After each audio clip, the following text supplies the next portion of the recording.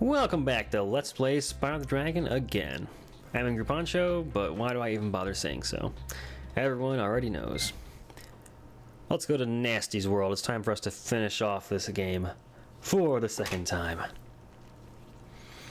People were requesting other Let's Plays to be Let's Played again, like future Spyro games, the sequels I mean, and Pikmin.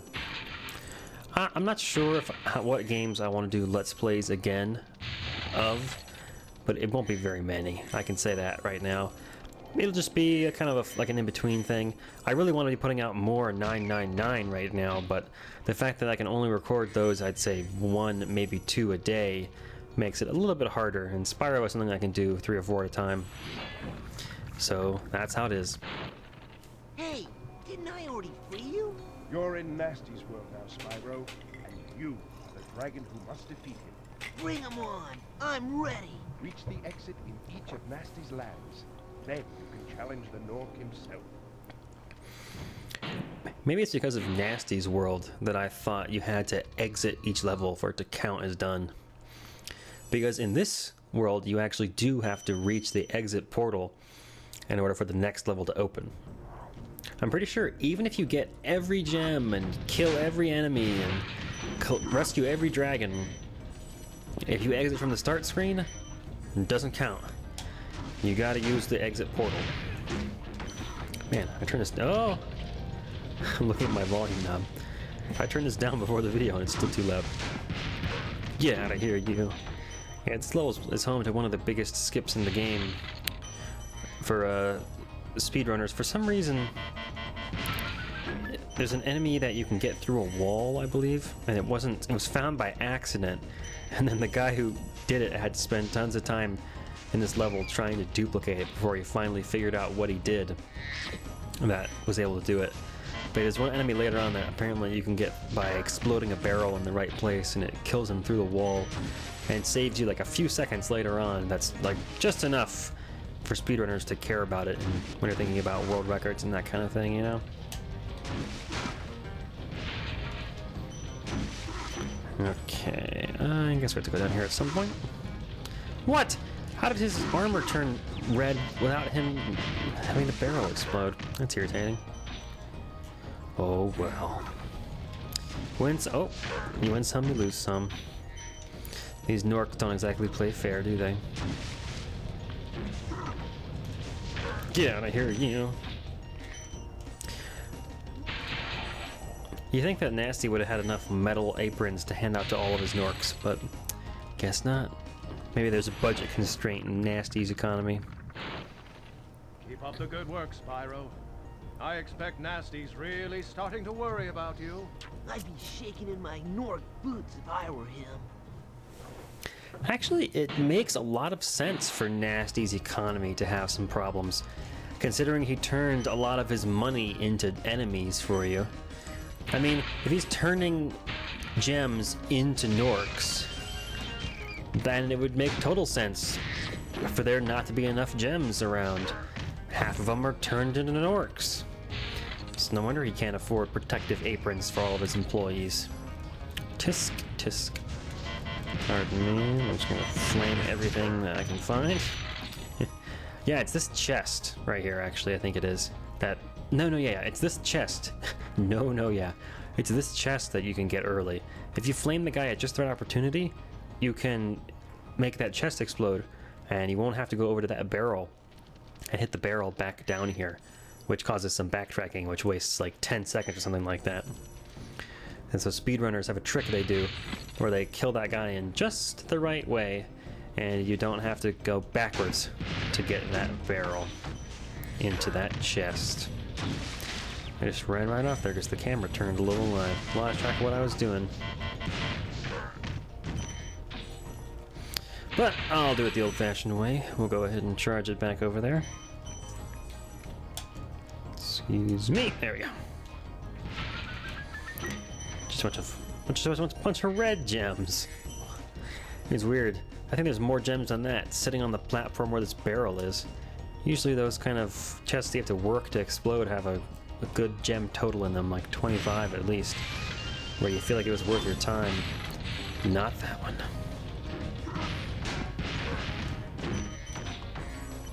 Pick all these up. Sparks! Good work, my friend. Just picking up these things like it's nobody's business.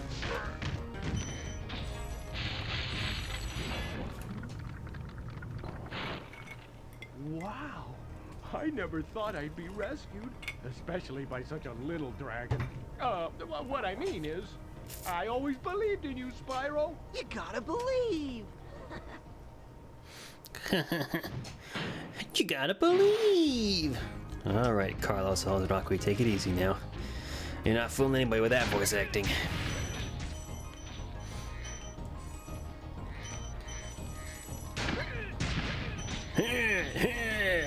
Those guys sound like they just got a hernia when you kill them. Oh, I'm gonna die. Fiddlesticks.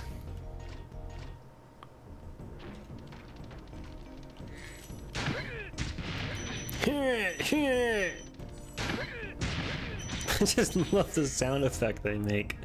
That is the best. So many of the sound effects in this game are funny. People were saying in part 2 that DK64 had an inarguably superior sound design and music team, but I gotta say, I think Spyro held its own in that category. Even just the enemy sound effects alone are so kick-ass. I would say that's a fair fight. If you aren't aware, BC actually said that he was going to make a video response. And, well, there's no such thing as video responses anymore on YouTube. I don't know if you ever actually noticed, but they're not a thing anymore. It used to be you could make a video response to a video. And at some point they realized that basically no one was using that feature, so they just got rid of it and quietly didn't tell anybody that they got rid of it. Some people noticed, because some channels actually really used it. Like I think, oh, let's see, I think the Vlog Brothers used it for a few things. I think Wheezy Waiter used it for some stuff. Channels that were really heavy on user interaction used it, but most channels didn't, because what the hell is the point of a video response to like PewDiePie or some shit? You know, he's already responding to something else. Actually, you know what? I don't think PewDiePie was even active, or at least certainly not popular to the extent that he is now, at least back when video responses were a thing. It's kind of weird. It's weird being a YouTuber that's been around for a long time, because I created my YouTube channel in 2007, which, holy shit, it's been like 9 years now. Wow. I mean, I had a channel on here 2 years after the site was created. That's pretty early in the cycle. It wasn't a huge deal. I mean, there weren't a whole lot of people, like, it's not like everybody had a YouTube channel in 2007. That wasn't until at least a few years later. And so I kind of feel like I've been around for a while. Of course, I didn't start posting videos proper until 2010? Maybe late 2009. Not totally sure, if I'm being honest, what exactly that started. Whoa, let's pick all these up. But yeah, I guess that kind of makes me like a YouTube veteran of sorts. Been around for a little while, at least.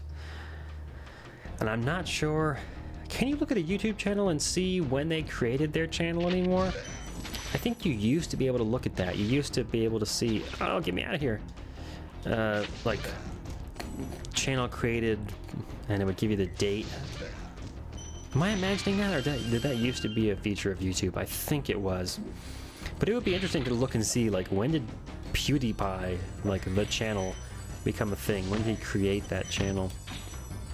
And how many of these channels were created with the intent of being content creators? And how many were created, like mine, with the intent of being a viewer? Whoa. I just got mega comboed there. I bonked off the enemy's head, and then got thrown out over a pit, getting shot by the bullets, and then was unable to glide away from it, and fell into the pit to take a second hit to die. I don't think I could do that again if I tried. Get comboed! One of the many things I like about Spyro is the consistency in the art design. One of the things that's kind of cool is Did you ever notice that the platforms here, the ground, is made of the same sort of metal-looking checkered texture that's used in the very last level of the game when the platforms are receding into the walls as you pursue Nasty Nork? Yeah, I'm not sure if you ever did notice that, but if you didn't, now you have. And you have just a modicum's more appreciation for the people who designed this game.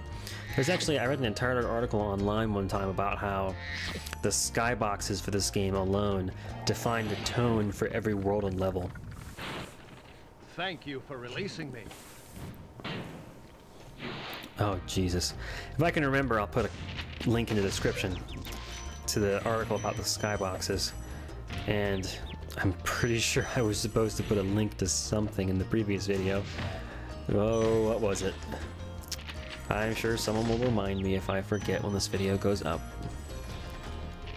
Oh my gosh, what was it? I died! I thought I had flamed him there.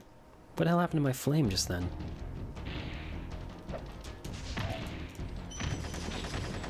Maybe it didn't quite reach. Yeah, you get to these later levels and the Norks start taking themselves seriously, pulling out guns and grenades and shit. Oh, come on. What's even phasing towards him? They're still attacking you even when they're off screen and out of sight. It's like in some games those enemies would just be unloaded, but not in this game. They're still around and they're still trying to kill you. Thankfully, these later levels are so saturated with one-ups and such that it's not really a problem. See if I can hit some more enemies on the way back. Fuck you! I'm gonna go ahead and pick all these gems up once Spyro's done, or once Sparks is done eating his lunch. Come on, man. Get it together! This is Nasty's world. We gotta get serious, Sparks.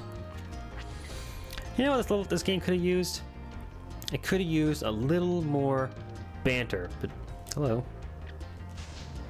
Thank you. It could have used a little more banter between Spyro and Sparks. Just, oh my god. Oh, there's still hope. There's still hope for us. No. Yeah, the game could have used a little more banter between Spyro and Sparks. I feel like that would have been cool. They could have just taken an occasional opportunity when you rescued a dragon or something to throw in like just a line or two of dialogue between Spyro and Sparks. And that would have been really cool. You could have developed Spyro's character, and even if Sparks only did the shit that he did in later games, it still would have been cool because you could have just had Spyro responding to Sparks in a way that made it sort of apparent what Sparks had said. I feel like there's a lot of things that make use of that pretty well, where one character doesn't actually speak, but other characters apparently and obviously understand what was said, even though it's in some language that the viewer doesn't get. I think the biggest example of that would be R2-D2 and Chewbacca in Star Wars.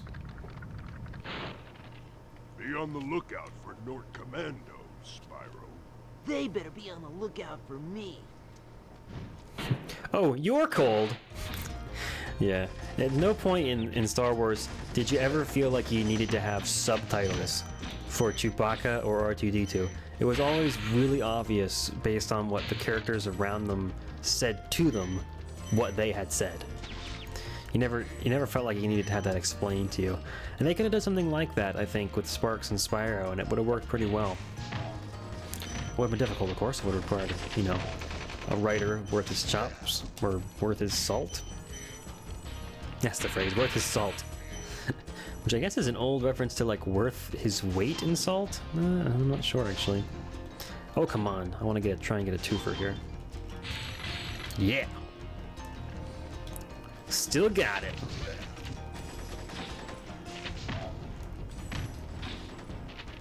I feel like these big guys should make that same sound that enemies earlier in the game made when the big ones when they died, because they go but then they don't go as they sort of fade away, like the enemies from Peacekeepers made. The ones that moon you when you're not looking. Those are the guys that have a dying throws sound effect. Oh, I think it's raining outside. Would have been a nice touch. That's all I'm saying. Oh, apparently I missed a gem on my way in there. Again, the game was well bug tested. You can miss gems and then go into a level and you still have, maybe I should get some fodder, huh? And you still have those gems waiting for you when you come out. They don't just get lost.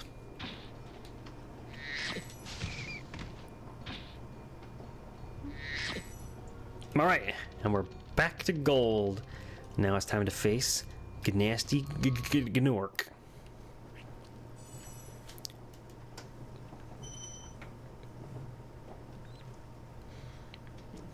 Here we go.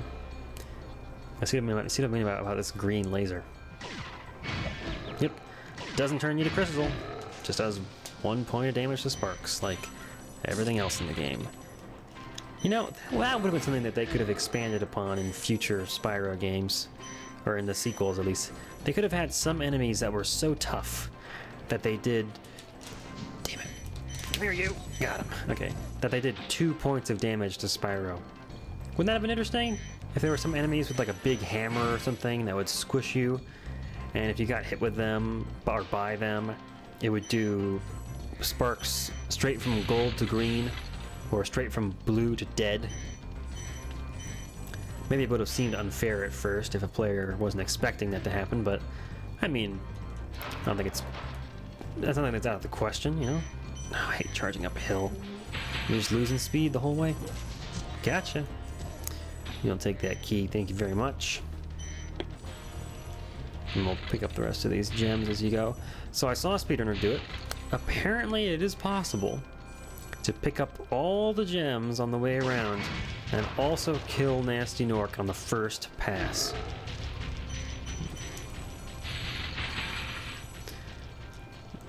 Yeah, they can do 100% speedruns where they pick up all of these gems and then still are fast enough to catch up to Gnasty Gnorc at the end of this, including all these chests that you have to jump and get the stuff from. That's just an example of how good the speedrunners are for these games.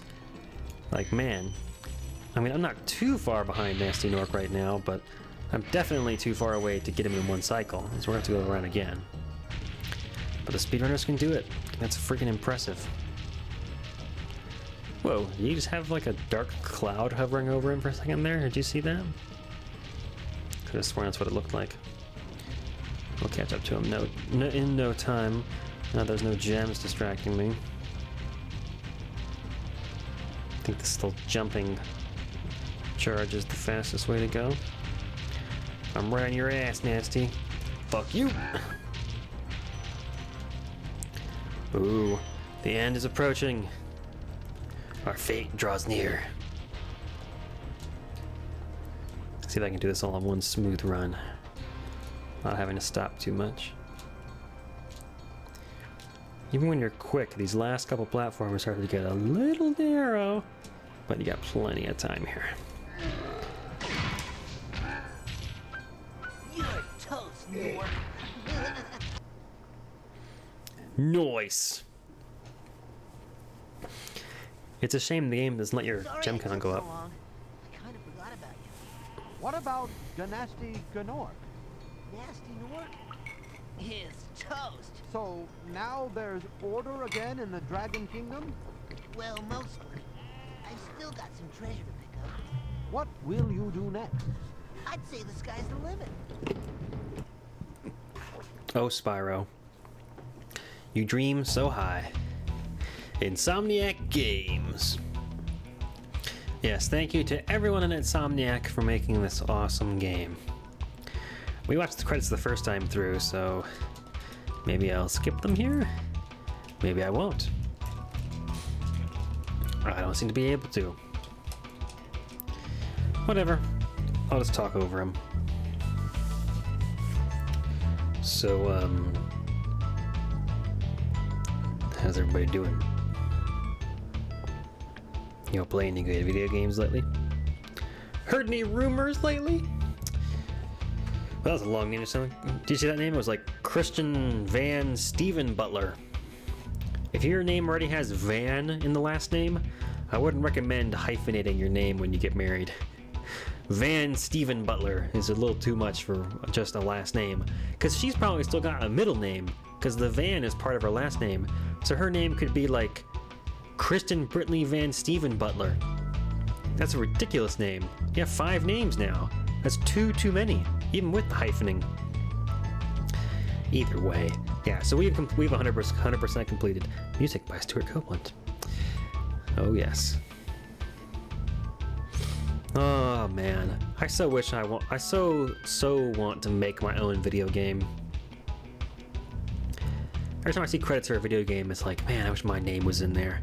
I wanna build something. I wanna make something that people will love. How cool would that be? I don't know. Like, I wonder if like Michael Connor's kids played Spyro and were like, oh my gosh, that dragon's got my dad's voice, and like, cool. But I mean, I've had so many ideas for video games I want to make, and it seems like every time I have an idea that I think could make a legitimate game, I go on Steam and someone's already done it. It's like, Cat Simulator? Yep, that's done. IT Office Life Simulator? Yep, that's already done. Yes. Oh, there goes my controller. I guess I gotta get more creative. No sheep were harmed during the creation of this game. A few Norks, but no sheep. Ah ha ha. Oh, Insomniac. You clever, clever bastards. I still have a few ideas that I haven't seen duplicated anywhere else. And I definitely, over here, rat, definitely still have the passion to make my own game. Just needs more time. Nasty's ancient history now. So, what's in there? I believe this is Nasty's treasure hoard. But the gate will not open until you have found everything in the Dragon Kingdom. Come back when you have reached 100%. Oh. Welp. There you go. 12,000 treasure. Or is it 14,000? 80 dragons and 100%. We're not ready to go into Nasty's treasure cove, as the open dragon mouth would imply. Nasty's loot apparently has a green Saturn up in the sky. For just a fun level of chasing thieves and picking up gems. In fact, I don't think there's any enemies in this level at all. Just flying around, collecting loot. 2,000 gems in one level. I guess that would make this the level with the most gems in it. But then again, does it really count? It's not really a regular level, is it? It's a level that's entirely dedicated to you picking up gems, so maybe it shouldn't count as a regular level. Come here, you thief. Pick up some gems. This guy's fast. He's not playing around. Oop, I flamed the wall. What a fool I am. Did it again. Oh, these thieves. I gotta get that. Thieves. What are you saying, thieves? What language do you speak, Poncho? He says, sure as fuck ain't English. Go ahead and pick that up. Okay, now we have that key. I think we can go in there, but I'm gonna get the rest of these gems. Gotta get that 120%. I don't know what the German word for percent is. Anybody know? I think it's just Prozent, but I'm not sure. I know it's 120, which is like the worst pronunciation of 120 in German you've ever heard. I have a key for this? Nope. Okay, I'll have to go over there and get that other thief I saw. Fly, fly. Fly, fly. No. Where was it? Oh god, where the hell was it? Oh, it's over here. Yeah. This thief, yes. And where'd he go? He took a Yui on me. Damn it, stop going off screen, you little ass. Ah! Got him. I think I just made it sound like some of the enemies from Peacemakers. Just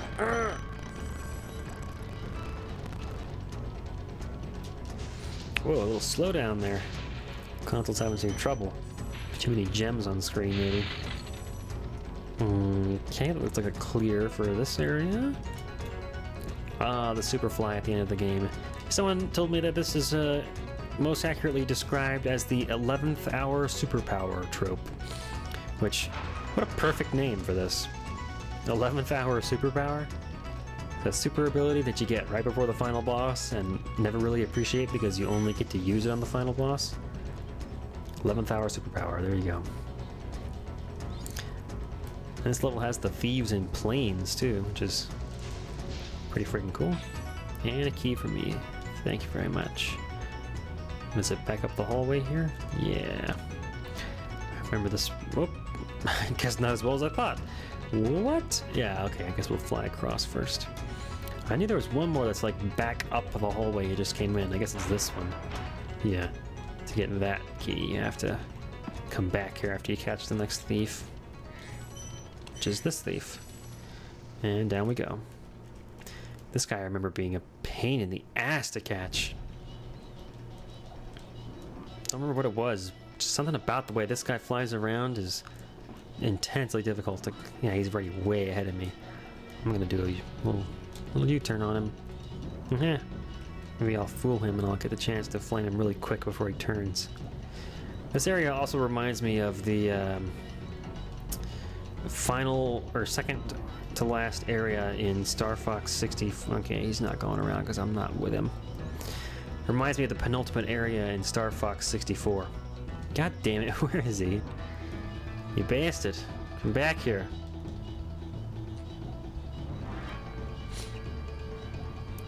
Okay, where the heck is this thief, man? Is he flying the same direction as me, or is he flying the other way? He wasn't on top of the thing, so he must be going around. Okay. Okay, can I fly, please? Thank you. Oh, there's a gem in here anyway. What's that one called? Dragon Rock, I think? Maybe I should go sit somewhere and wait for him to come back around so I know where he is.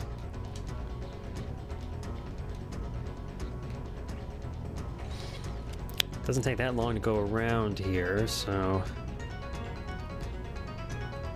Okay, I'm gonna assume he's waiting for me up here. Hello, thief? Where the hell is he? He's just out of sight now. Yeah, Dragon Rock, that was it. He doesn't go fly. Oh, there he is, there he is. Damn it, get in there. I saw him. Okay. Now we're on the chase again. Whoa, whoa, whoa. About bonked my head and was worried I was gonna be done. I'm hammering the X button here. I don't know if that actually speeds you up at all for this bit, but whatever. I'm gonna try and cut these corners really high and tight this time. Nice! Okay. That's a thief. And he's stolen the dragon egg! Back up, here we go. You hit the ceiling, you start flying really slow, you just... Okay. No more ridiculous thieves, but now we've gotten to this height. Our max height is improved, and we can fly, I think, just about anywhere on the level. Which is to say, we can go around and hit all these, or at least one of these, or none of these little rockets to break all the chests of the level. Got that one at least. Wait, we got two more. Where was the fourth one? Over here. Yeah. Fly, my pretties. Alright. Gosh, how much treasure is in that last room? Can't be that much. There's like 1,000. I mean, it's gonna be a lot. There's like 1,000 left. Where's the next one? Up here? Wait. I feel like I only collected 3 of the 4 big chests I destroyed. Yeah, here we go. Can't forget this one. So what is that, like 1,000 gems we have here? 950. Okay. So there's a full 1,000. Oh, stop it, you Stupid computer. Going to sleep like that. I told you not to do that ever again. Ah, the best room in the game.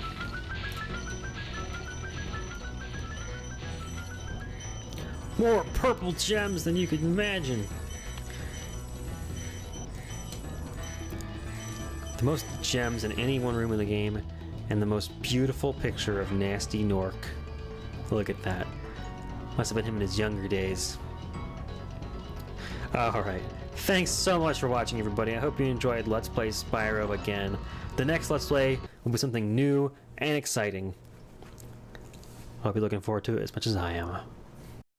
Spyro the Dragon, you've defeated Gnasty Gnorc, collected the dragon eggs, saved all the dragons, and recovered every bit of treasure in the Dragon Kingdom. How do you feel? I feel fired up, Bob. And I'm happy for the dragon world, of course. I certainly wouldn't want to spend the rest of my dragon days butting heads with Nasty Nork and his weird minions. What's a minion? Never mind. You know what they say. For every good battle, you need a good adversary. And I felt that Nasty, in spite of his misguided nature, was a worthy opponent. Uh-oh. Here we go again.